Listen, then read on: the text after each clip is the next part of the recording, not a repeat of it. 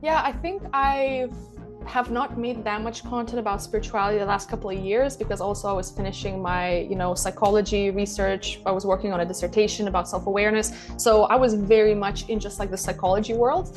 But at the end, with everything that I do, it's almost like a 50-50 balance. I can, spirituality is very important. And I think there's so many things that are really, really helpful. But at the same time, the same way how we can say we're a spiritual being, we have the physical body and we do have the busy mind as well. So we can't just fully ignore it and say, okay, you went through a lot of difficulties in your childhood, but like only meditate on it, Yeah, but there are a lot of things from, let's say, ACT therapy or cognitive behavioral therapy that could help you just with certain thoughts or certain cycles that you might get stuck in or regulating your nervous system. So I think at the end of the day, whatever I do, it's really a 50-50 because I can't fully just focus on psychology because it ignores such a, I think, essential part of who we are as people. But then you can be super into spirituality and be quite woo-woo, but you don't have your feet on the ground and you're completely dismissing the fact that you are in a physical world and you do have the mind and the body. So I think really at the end of the day, it's like me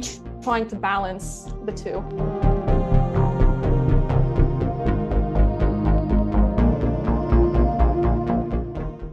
Welcome, modern day mystics, fellow truth seekers, James and Justin back again. And today we have another special guest with us. We've got Gabie Rudyte from her YouTube channel, Inner Researcher. Now, her channel helps her audience as she guides them as a spiritual life coach. Yeah, I really appreciate the way she mixes spirituality and psychology together. I think that's awesome. Yeah. All right, guys. Well, we won't keep you waiting. Let's get into it. Gabie, thank you so much for being on the show, spending some time to talk with us today.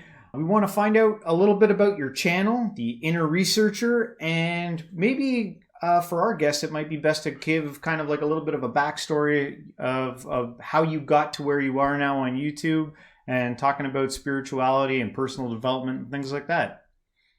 Yeah, absolutely. First of all, thank you for having me on your channel.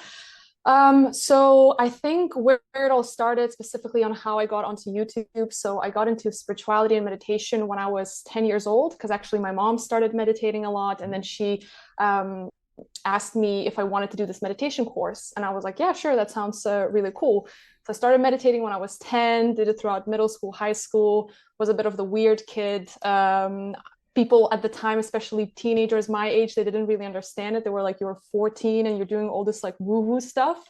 And then I actually fell into quite a depression for about a year and a half or 2 years. Skipped a lot of school because I was not doing very well. And I think all the things or all the answers that I wanted to have, school couldn't give them to me. I felt so restless in my mind. And the only thing that I could turn to was different spiritual texts and personal development books. And I feel like that was my only getaway and my only source of, oh, wait, somebody understands why I feel the way that I feel.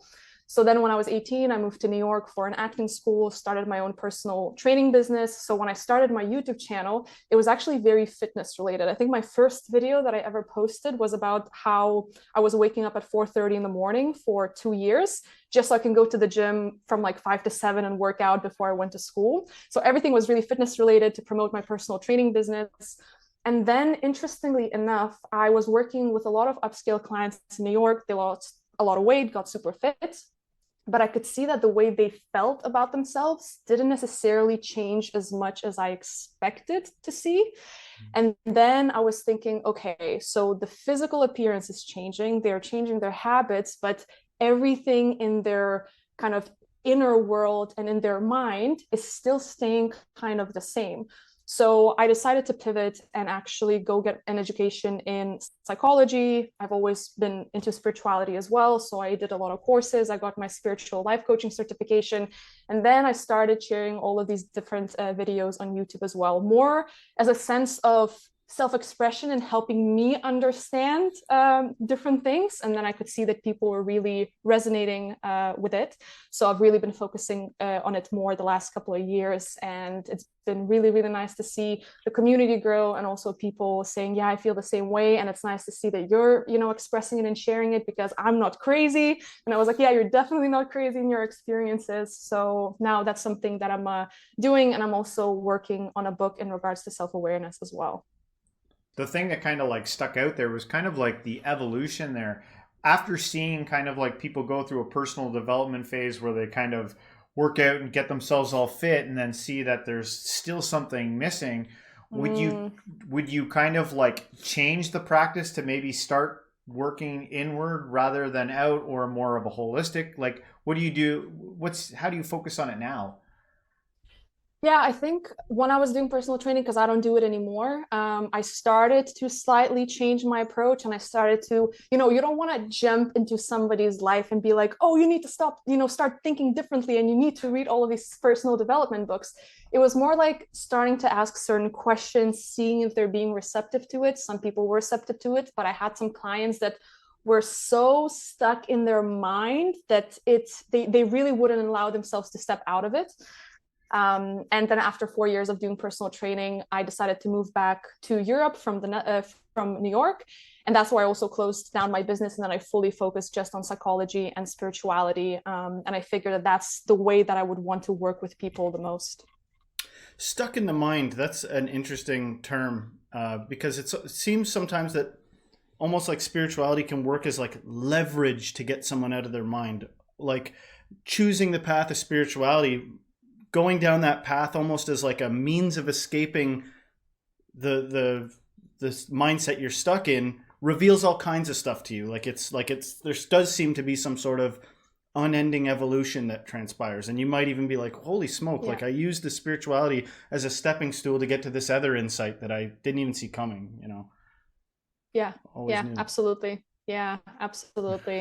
I think it's when you go into this world deeper and deeper, it's like all of these, it's like an onion, right? Like all these different layers, you're starting to see deeper and deeper and deeper, and you're like, oh my God, like does it ever end, or does it just keep Right. going? Right. Well, observing some of the content, it seems like there's been even like it's interesting to watch the growth. There's a lot on your channel about manifestation and journaling. I like to talk about some of these subjects. Mm. Manifestation might be a good place to begin here. I'm sure there's a lot of people out there that look at the spiritual community and think of this manifestation as some woo-woo nonsense.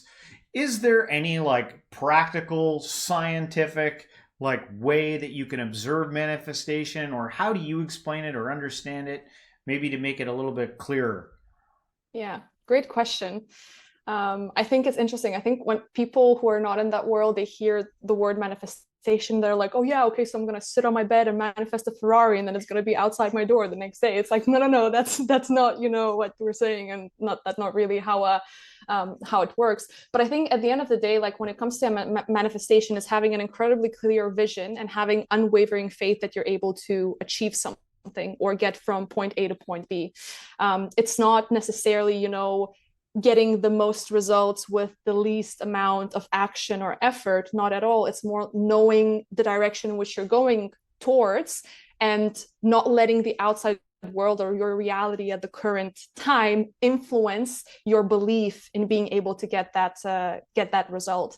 So I think one of my favorite things always when it comes to manifestation, or really being able to control your reality, is what you see with athletes. I mean, athletes do visualization exercises all the time, of like how they want their practices to go. They rehearse scenarios of if something goes wrong, how they're going to respond. So then when it happens, it doesn't necessarily put them off balance, but they've prepared for it in their minds. So that's just an aspect of visualization that also you're able to do in your manifestation practice, just constantly imagining what you want your life to be. And when I was still a personal trainer, back in 2018 in New York, I had this dream of being a digital nomad and traveling around the world and working remotely. But in my mind, I was like, I have no idea how that's going to happen. I guess I just only have to have my own business and it'd be successful for it to work. But I always stuck to that vision. I would visualize constantly laying in my bed, being in all these different places. And it came about in a very, very different way than I thought, because actually I just, became a project manager as my 9-to-5 job as well. And it happened to be remote. So for the last year and a half, I'm going to all these incredible places working remotely. And when I look at my journal entries from 2018, where I'm writing, I'm a digital nomad, I'm traveling, I'm, working remotely, I could have never imagined how it's going to kind of manifest. But I just knew that I was going to manifest. And one thing that I don't like is people say, you're so lucky. This opportunity just came to you at the right time. Mm-hmm. And I can go back and trace all these different things in my life that happened because I kind of willed it to happen. And it's not luck. It's not this accidental, coincidental thing that happened. And I think one way why people don't really want to believe manifestation is because they don't want to fully take responsibility of what happens in their lives. Yeah. Because if something doesn't go right, or you don't get from point A to point B, then you need to look at yourself, right? You can't just start blaming, as you always might have, the external world. Which is like kind of no wonder, because the idea that if you knew all the steps were ahead of you, you wouldn't even have taken the first one. It's almost good you don't know what you're up against. Like people, it's not for no reason that people are that way, but the coping mechanism to not believe in this manifestation thing runs deep. Like people use any excuse. Like you'll be like, look at me, or look at this person. I don't have everything and I've been able to achieve this. And they're like, yeah, but people can become bitter almost. Like that's, I'm too smart to just to have this Mickey Mouse mentality to believe anything. And because the same way that you pointed out having in your notebooks, have a notebook, because it is really interesting to see when you put like positive affirmations in there or positive outlooks, seeing them manifest. It's spooky and it's awesome. But on the opposite side of that, I've known people that are adamant about negative things and then that manifests. It's like, just stop reciting to yourself over and over the negative stuff. I know you think that this is like a realistic cynicism. Like I'm just being realistic here, but how do you get it in there? All right, spirituality. Just believe in this thing for a second, and you'll see that ridiculous things can happen where people go, I don't even know why did that work out for them? It must be luck. You go, it's not. It's unwavering faith sometimes. And people really wear it as a badge of honor. I'm realistic, I'm just gonna not believe in this stuff. And I'm like, yeah, but it's nothing new. It's so easy to be negative and so easy to be like, oh yeah, I'm just being realistic. But then if you're being realistic, then it also means that you're not going to be living this exceptional life or achieving the things that you think are completely out of your, reality. But yeah, I think people really need to stop wearing their suffering and the negativity and reality as a badge of honor. Because I mean, if they would be happy with it, great. But those people are not, super excited and happy about their lives. So why not just try something different and have different results? Just to be devil's advocate and be compassionate to some degree, because there is reasons for it. I often go off on sort of negative rants, but I also want to point out that there's a guy out there that hears something like this and is like, I'm going to start small. I'm going to get one smile today. I'm going to imagine I go out, because the world's such a dark place, but I'm going to go out today and somebody's going to smile at me. And by the end of the day, he's like, I can't get one smile. I can't get one. I imagined it. And he resolves that's it. It's hokum. I can't even do a small thing, let alone, imagine some wonderful life for myself. What do you have to say about that? What happens there? What does that guy resolve? I think the key word that you said is small steps, because it's all about momentum too, right? Somebody who has never tried anything, or they're like, yeah, I'm not sure, manifestation, maybe not a real thing, but I want to try it. Like you're saying, you have to start small, right? You might be like, okay, I did this actually this summer when I was in Portugal with my friend. I said, you know what? Let's just do a little playful thing, nothing big. Let's manifest, for whatever reason, somebody like getting us a drink, whether it's coffee or tea, just a really great interaction with somebody that we don't know. And then they're getting us a drink. Long story short, I completely forgot about it. 5 days later, we're at this cafe. We're going to the barista. We start chatting up with this one guy who's visiting. He's also a digital nomad. And then when it comes time, to buy our drinks, he's like, no, I got you guys. Like, you're so lovely. Like, let's all have coffee together. And then when he picked up the coffees and he was walking towards the table, my friend, she looked at me and she was like, oh my God, we manifested it. And I had completely forgot about it. I was like, yo, that's totally right. You said it and forget it. You said it and forgot it. Exactly. So you really, really have to start small, because I really love what spiritual teacher Abraham Hicks says. it's as easy to manifest a button as it is a castle. But what is stopping you from manifesting the castle is that you put all this expectation of it's huge, it's going to take so much effort, it's going to take so much more time. So I think at the end of the day, really starting small, whether you want to just manifest, I don't know, a conversation going well with your friend or your family member, or like you said, a smile or a cup of coffee. It's really these small steps, because you can't go the same way. It's like with fitness, you can't go from never having exercised and never having eaten healthy to exercising 6 times a week and only eating healthy food, right? You're going to start by exercising. Okay, I'm going to exercise once a week. I'm going to go for a 5-minute walk every day. And then the momentum picks up, and then it becomes slightly easier and easier. That same character I discussed in the beginning that gets to the end of it and goes, I didn't even get one smile. That story wasn't over. He went to a comedy club that night and complained in front of everybody, and everybody smiled at him. Like, I think part of it is failing to see that these manifestations can come in all sorts of ways too. Like, even as a kid, I remember being like, why can't there be superheroes? Why can't this exist? And I would use my imagination to act out playing fantasies or something, right? And then as you got older, I would notice things like somebody would have a goal of being an astronaut, and they wouldn't quite do that, but they would be like head of some department at NASA, or somebody wanted to be a basketball star and they ended up still being in that arena. And I said, look, you shot for the stars and you landed on the moon. You know what I mean? This is still pretty good. And I noticed even then some pushback to that. People would be like, it's not the same though. It's not the same. And I'm like, well, how do you know even what your whole schizophrenic mind is really up to? There might be some parts of you that don't, if you're not manifesting this thing, there could be parts of you that actually realize it's not quite right for you, and giving you the best experience of what you're after that it can. It's still amazing that you can manifest so closely some of these things. You know what I mean? Like, it's really not beyond a lot of us to get a good look at some of the things our heart longs for, if we're faithful about it. And I think this also, sometimes begs the question, this is something that I struggle with as well. Manifestation, you want a certain thing, like you're saying, and you might not fully get it, but you'll get something else. But then I often wonder, like, where is the line between, like, destiny and like things that are meant for you versus your control over the manifesting something, right? So you might really, really want something. And I've had this in my life as well. I was like, I'm so obsessed. I really, really need this, and I'm holding on to it. But then I let go and actually get something way better that brings me even more joy that I could have anticipated. So it's like, okay, I didn't directly manifest it, but I definitely would have not gone to that point if I was just laying in bed being very negative, saying, yeah, but this stuff doesn't work. It's so much like a test. Like the house that I got prior to getting the house that me and my family live in, we were so far down the buying, like we thought we were going to get this one. We loved it and we didn't get it. And we were like so disillusioned. We were all like, this was like over 10 years ago. We were all disillusioned and depressed. And then the house we ended up getting was better. It was just, and I felt like ashamed that I was so like, where are you now? Like, I was so upset that I didn't get the first thing.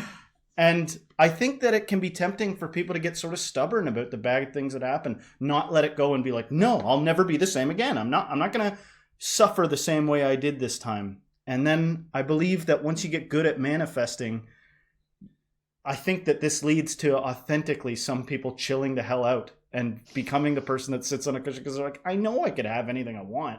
So I'll just be here with some people and try to give some wisdom. I think that's like how that happens.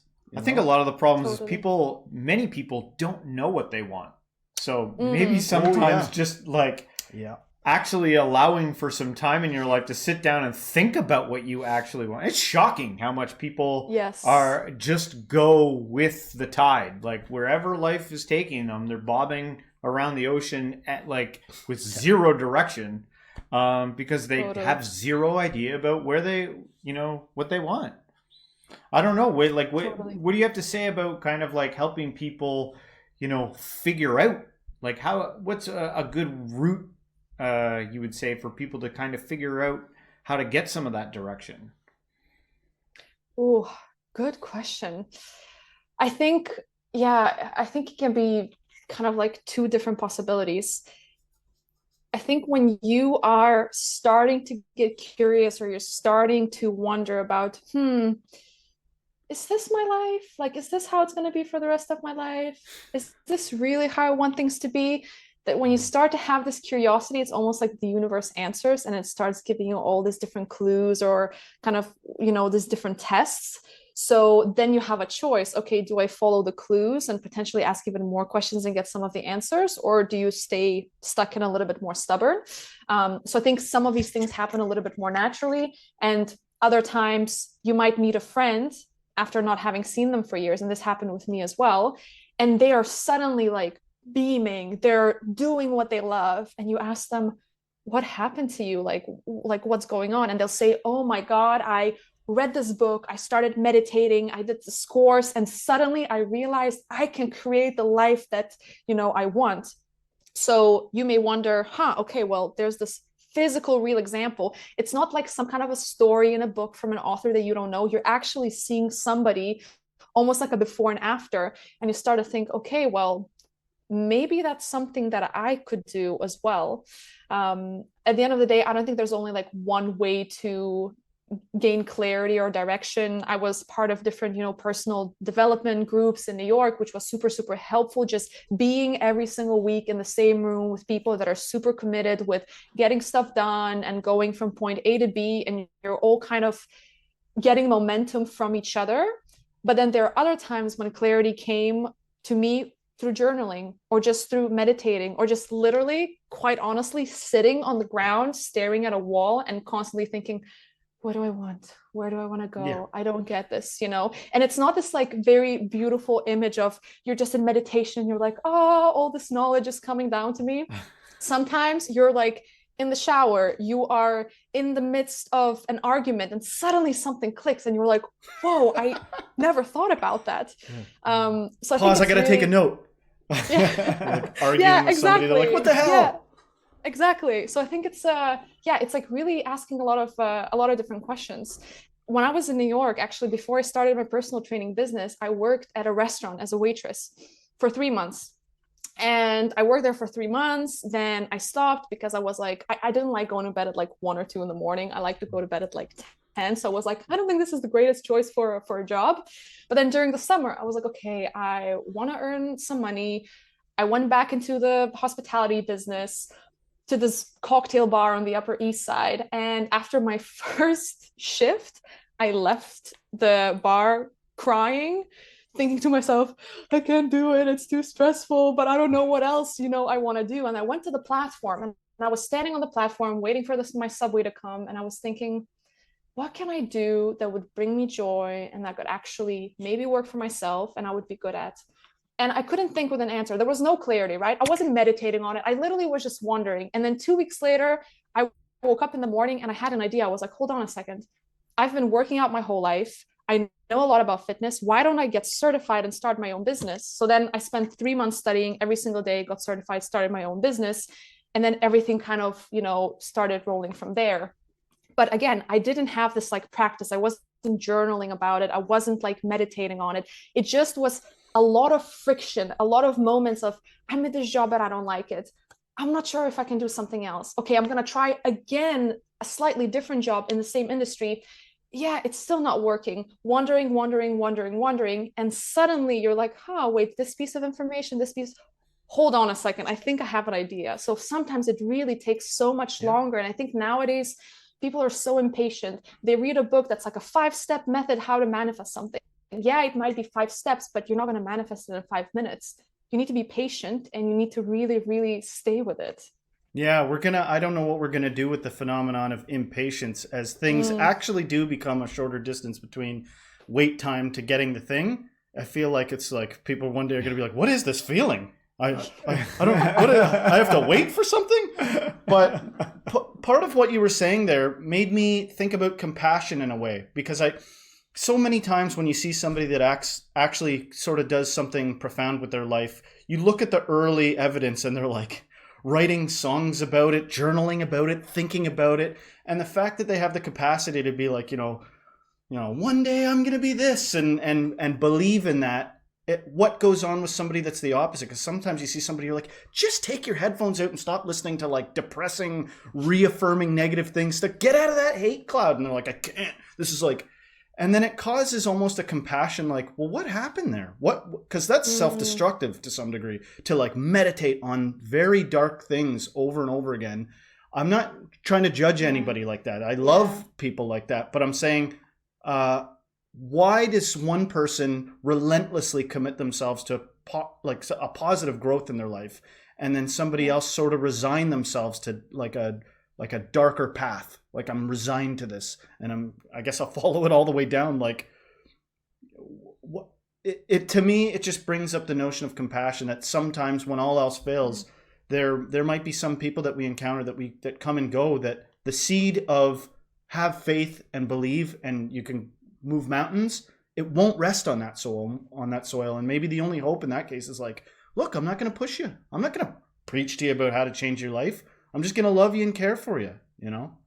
Yeah. And I think I know some people like that in my life as well, where I'm thinking, if you just stop ruminating over those same things, like you would drop this load off your back that you've been carrying. And I've had some conversation with them as well, but it's just, I think being an outsider, kind of like what you're saying, right? It's a very difficult thing, because I feel like then I'm abandoning the person, Here I am, like, I want to help them. I'm like, you could do all of these incredible things, but like you're saying, at the end of the day, all we can do is like plant the seed, but at the end of the day, it's not up to us if it grows into something. And I also have a lot of compassion people that have gone through really challenging and difficult things, and it's just so much, they've taken all of the story and they're constantly rewriting it using the same foundational script, but at the end of the day, it's I don't have a solid answer. It's exploratory. If anything, it's exploratory. Some of us are exploring what's possible with this method of being, but some people, they explore the dark side and they go to the bottom, and then a weird thing happens, everything flips, and they're like, at the bottom I've had an enlightenment experience, and then who knows, like, it's not clear where all these things are going, but interesting indicators for a large part of your content kind of like focuses on journaling, which may help people with some of the stuff that we've been talking about here. But I've always had this like opposition to journaling for some reason, because there seems to be something strange about writing all your deepest, darkest secrets into some book, like waiting for someone to find it. Don't touch my book. I'm like I've always just been like, I can't do it. You need to have a little lock on it. You need to have a little lock. James is sitting on his bed with his feet behind him, journaling in a pink room. Dear diary. I love it. I keep them on my phone. I have hundreds of notes on my dang phone, and that's what I mean by journaling. Even when I look back at stuff from a few years ago, I am astounded. I'm like, holy crap.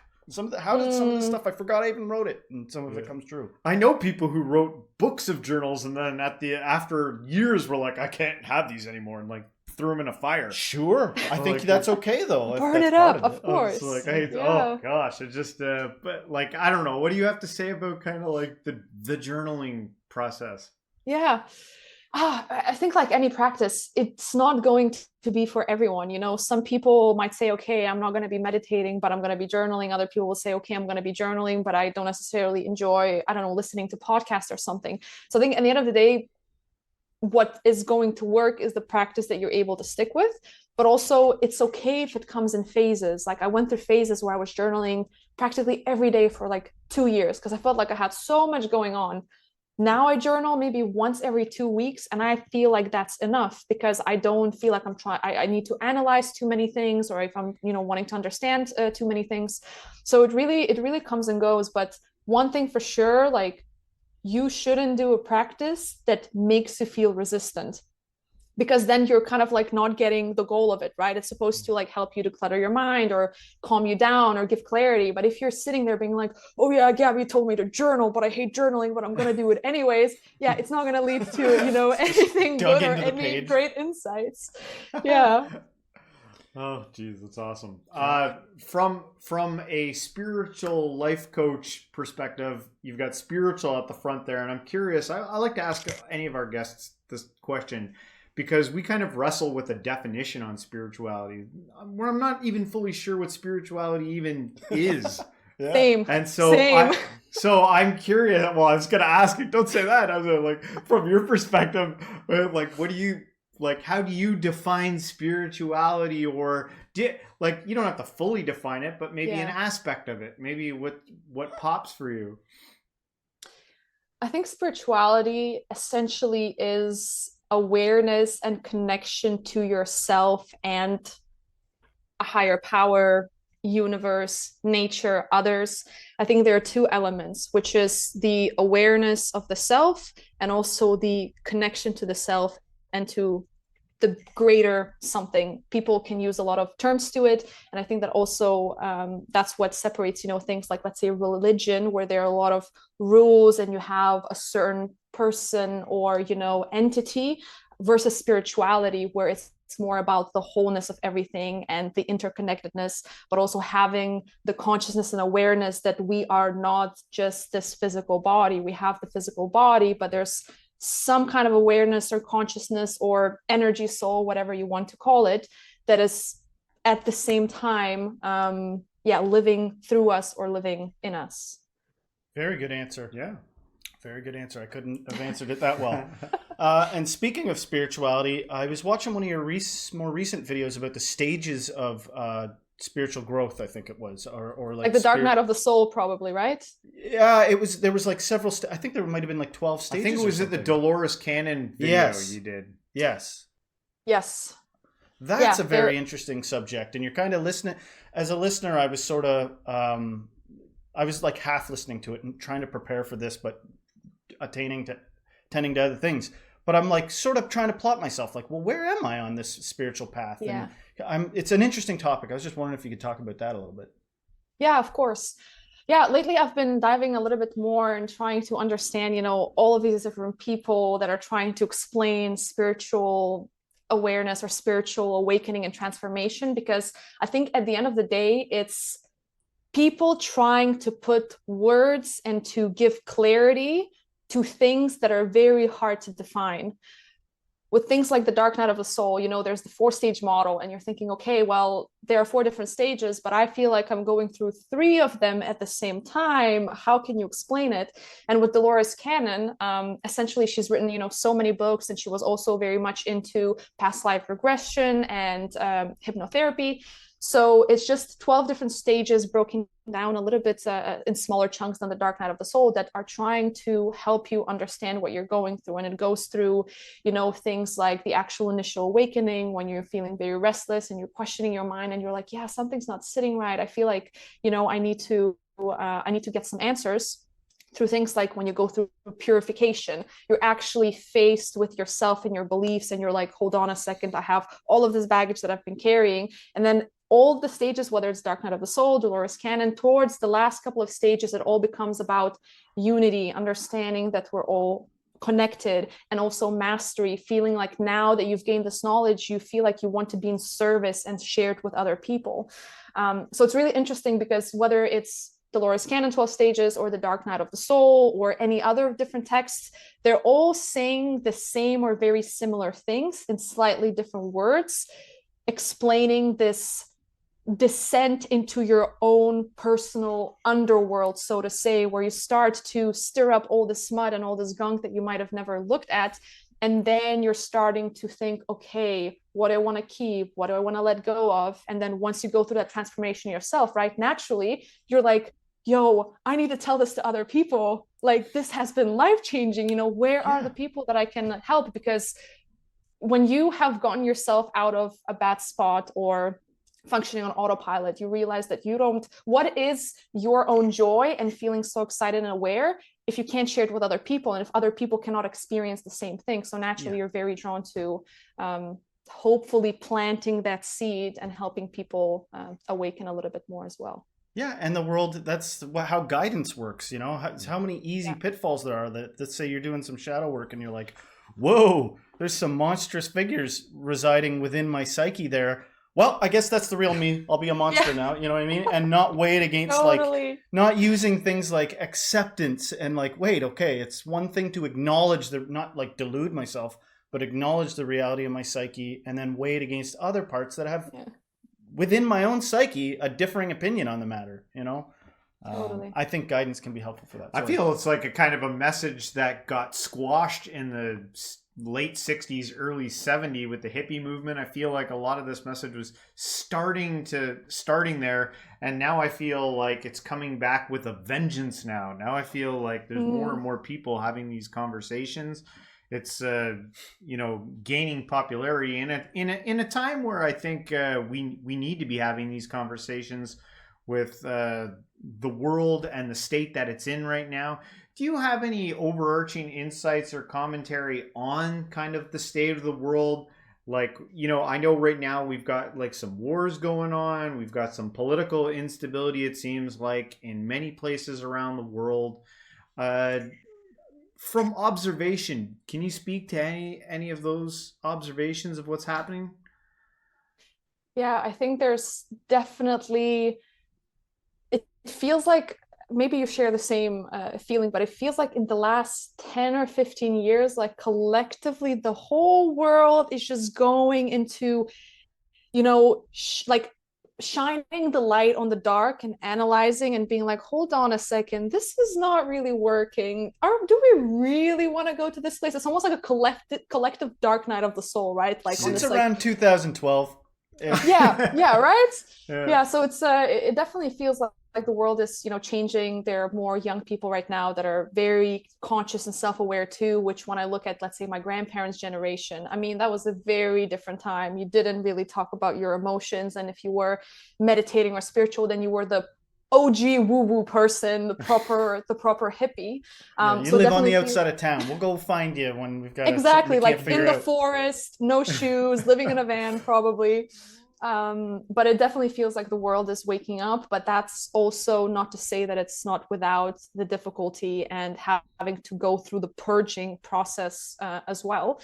But at the same time, it's interesting because now that there are so many people that are so conscious and aware, and there are all these different spiritual teachers and books that are being written, I'm also starting to see the pattern more and more that there are many spiritual people that bypass a lot of the things that they should be working on themselves, because there are multiple people that I've kind of, let's say, followed online or have seen kind of like through this screen, thinking, wow, they're so self-aware, they're doing this incredible work, that's amazing. And then I've met them and I saw them in real life, and I'm thinking, oh no, that's almost like this beautiful like projection that they've shared. Yeah, and I think it's amazing, actually. yes. How did you create a fake real thing, like a persona that is completely effective yes. but's not reflective yes. of the reality of your situation? Yeah, and it's instead bizarre. of like letting go of their ego, it feels like the spirituality becomes like you feed that to your own ego. Oh, but I'm so awake and so conscious, and let me help you all, because trust me, you need my guidance. I know what it's like on the other side. It's kind of really bizarre, and I think that's why I mean, I'm spiritual. I consider myself spiritual, but I think the terms, or what I would consider it, have become a little bit more loose, because I know a lot of people that if you ask them, hey, are you spiritual? They would be like, no, not really. I don't consider myself spiritual. But they have incredible self-awareness about themselves. They have incredible compassion towards other people. They can regulate themselves really well. They also have really big clarity, and they know what they want, and they believe they can get it. Then you're thinking, okay, well, that's kind of manifestation. That's kind of all of these different spiritual practices, but they don't consider themselves spiritual. And then there are people that are shouting from the rooftop saying, I'm so spiritual and so aware. But then if you kind of look closer to their lives, you're like, it's like a bitter person. Something's off. Yeah, something's off. You have no gratitude for everybody helping you be the spiritual person. Yeah, man, holy crap, is that ever true? I remember at one point, I don't know what it was out of, maybe frustration or something, I made a list of people that I know that are enlightened, that nobody's acknowledging, like and they're usually like humble people that aren't trying to get the limelight, you know what I mean? But they're just so freaking selfless and helpful that you're like, Yeah. you are special, whether you want people to notice it or not. Exactly. Yeah. Exactly. It's sometimes it makes me sad seeing, whether you're on Instagram or TikTok or whatever, these people that have huge followings and they're preaching all of these things, but something just doesn't feel right. They may be saying all the right things, but at the end of the day, it becomes like this marketable icon and using all the right words about this manifestation technique is going to change your life. And these are all the ways that you can become, aware and conscious, and sign up for my program only for $2,999. And I'm going to teach you all the spiritual wisdom. And you're thinking, okay. And then there are all these people that don't even have social media accounts, and yet they're just like their breakthroughs and their wisdom. You're like, you need to write a book. Yeah. You need to share this with people. It's like programming. It's almost like the same person that effectively spreads the wisdom isn't necessarily the same person that embodies it or something weird. Yeah. Because I think what goes on somewhere where somebody at some point in their life, for whatever reason, resolves that it would be better for me to appear a way than actually something happened and there's no inner world, but I know what people need and I know what they want. So I can be the facade of that, but I can't embody it myself. There's just a freaking market difference there. I see what you're saying. Yeah. Totally. Also, that mixed with kind of like the realistic aspect of it is like a lot of people, when they're into spirituality, they consume a lot of material, and you can't absorb all the material that you're taking in sometime. So you can learn all the lingo, you can, you can quote other teachers and stuff like that. But it's something I struggle with even too, like when we react to a lot of content, we study a lot of things, but it's like it's a slow process in growth. And I know some teachers, they even say, stop consuming so much. You're consuming too much. Because it's you're never going to be able to just pick one thing, start there, and then you start growing from there. But totally, it's almost like if you bought a cookbook and you're only reading through the recipes, and you're like, yo, I've memorized 150 recipes, but then you've never even been in the kitchen and tried making one of them. Very, very different. So how's the creme brulee taste that you made? I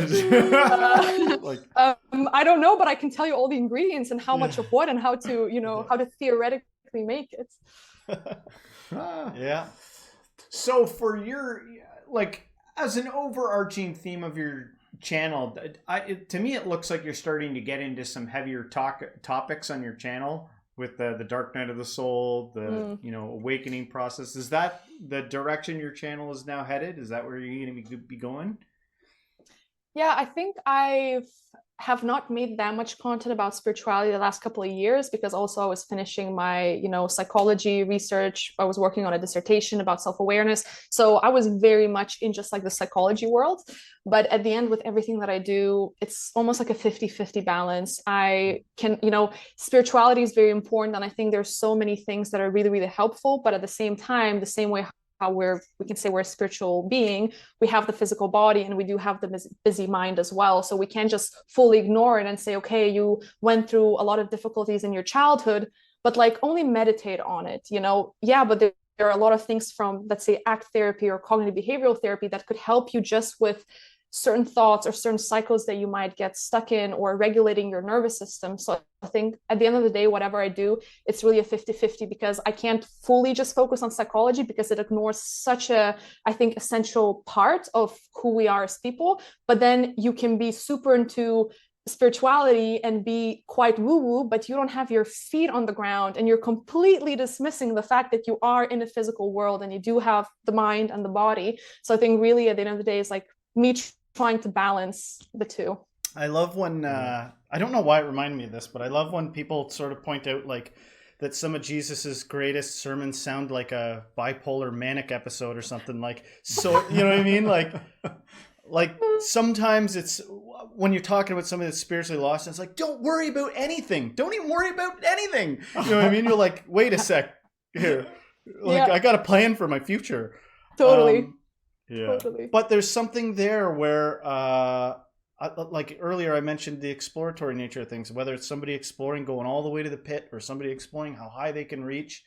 Sometimes you just got to love your sin to death and see where it takes you. And it's nice to have some people to camaraderate, and people would be like, I've been there, and this could be helpful, and pointers along the way. All of humanity's doing this. We're all going in a direction. Yeah. There's lots of paths you could take. Some people go right off the deep end, and then reality brings them right back. And they were like, I got enlightened, went crazy. And then and then I had to like figure out how to like live again.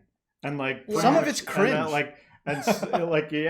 Some of it's like, I think I had a Satori last night. And then you're like, what? I was just on point with my diet, and I got a good night's sleep. But you know what? Yeah. I don't know. And I love the honesty. I love that in this world, we're starting to be able to be honest about that, because we can all communicate now so much more easily and so much more effectively. Back in the day, it was kind of like you depended on that master to like never waver. Yeah. Don't screw up the magic trick. You need to be imperturbable forever. And now we can kind of admit where we don't know, or what we were confused about, what ended up being something else, you know? I think that's helpful. Yeah, totally. And I think the most important thing is that we are all just making hypotheses about what we think is the right thing to do or what works. But at the end of the day, like, none of us know it. We're just guessing, you know, and it's okay to admit that you're guessing. You don't have to be like, this is the way, and this is absolutely certain, because in a year or two, you might change your mind, or you might find something else that works, and it's okay. It's fine. Yeah. It's part of the process. I totally agree to what you're saying. Flexibility is a good thing. It's totally helpful. You've touched on awakening and enlightenment, and I'm curious, like, do you have like a deeper curiosity to kind of like go in and try and pursue that path? Because enlightenment seems like there are some people out there that like they're actively like pursuing that thing. Do you have any ideas or thoughts about that? Is that something you're looking at and trying to see if that's something that's even worth attaining, or trying to nirvana, like the enlightenment? No. I mean, I'm definitely not reaching towards enlightenment when I meditate or everything that I'm learning about. I'm definitely not trying to think, I want to get to that, I don't know, state of ecstasy and having all the answers. Definitely not. I think at the end of the day, I'm just as interested in, I think for me, the key thing is to fully experience all range of what it means to be human. And it's like all the emotions, when things not go right, when they go wrong. I definitely don't want to be in this almost like elevated state, or try to reach this elevated state, because then I'm going to dismiss a lot of the things that are here for me to learn. Because the way I see it, I'm like, okay, the day when I go and my physical body stops working, I'm gonna go back to where I came from, and probably that's a pretty damn nice place, you know, with just like love and unity. So while I'm here, I still want to have my feet quite grounded, but I want to make sure that I'm just approaching everything from a conscious and intentional place. Because as much as, you know, I might practice different things or read different books and, you know, work with different people, I still have pitfalls. I lose my temper, I get snappy, but then the time of recovery just gets a little bit shorter. It's not that I'm for days, you know, I'm like ruminating and I'm thinking now it might be an hour, and then I shake it off and I'm like, okay, well, that was not fun. Maybe let's try not do that again next time. But I really fully embrace the fact that, yes, I'm a spiritual being, but I'm human, and I would like to fully experience this. So I'm definitely not trying to attain, let's say, nirvana or enlightenment, whatever that might look like. Well, what a wise and mature answer. And I think that I think if you watch enough content of somebody like Osho or Alan Watts or whoever, I think if you do watch enough of it, you'll come across them saying something similar to what you're saying. Like the reality here about reveling in the situation you're actually in, you know? Yeah. And I think it's probably indicative of culture that probably a lot of people are, when they're looking up, like, how do I get to Shangri-La? Like, how do I get to Nirvana? You know what I mean? Like, what that tells me is when somebody just wants to be in that like nirvanic, ecstatic state, is that they must be suffering quite a bit to want to escape into that. And that maybe after, and that there's practitioners that could probably lead them there. Like, let me put my finger on your head and tell you, sort of kind of hypnotize you a little bit, take you to that state so that you can explore it and then come back and deal with the reality of the situation from a different place. Like some people just need to have some medicine, like some spiritual medicine, like just give me some relief from the pain, But that's a mature place to arrive at, is when you're like, I actually want to deal with this. I actually want to be grounded and know the truth. I think that's true. And ironically, the funny thing is, by taking I'm not chasing it, you might just actually fall right into it, which would be hilarious too. If it happens, it happens. Exactly. I think it was Aubrey Marcus who was talking in a podcast about spirituality and being this human and how he should approach it. And he was saying, at the end of the day, like, if I am having the material possessions and I am focusing on this, at least I consciously know this is what I'm doing. I'm okay with it. And this is something that I want in the moment. You're not being guided by, let's say, just your ego, or making all of these automatic decisions. There's still some awareness. So I might be like, okay, yeah, I'm doing the spiritual practice, I'm reaching this, but sometimes I'm like, damn, I just want to be a dumb human and make this mistake. And then, well, so be it. Yeah. Yep. Well, Gabie, I want to say thank you so much for being a guest and coming on the show and sharing everything you did with us today. It was awesome. We had a great time. Maybe for our audience out there, you could let them know where they can find you, what you got going on, and all that good stuff. Sure. And first of all, thank you as well. I had a really, really great conversation with you guys. I really enjoyed it. If you guys just ever, not even on a podcast, wanna just get together and chat, I am totally down. This was really, really great. But yeah, everybody can find me on my website, innerresearcher.com, or on my YouTube, Inner Researcher, and also on Instagram as InstaGabie. And one of the things that I'm working on right now, I'm actually working on a book, but that's not going to be out for the next year and a half. And I'm also working on a course actually related to spiritual transformation that combines both psychology and spirituality to make it very tangible. And that's going to be out in the summer as well. Awesome. Beautiful. Thank you so much. Thank you both.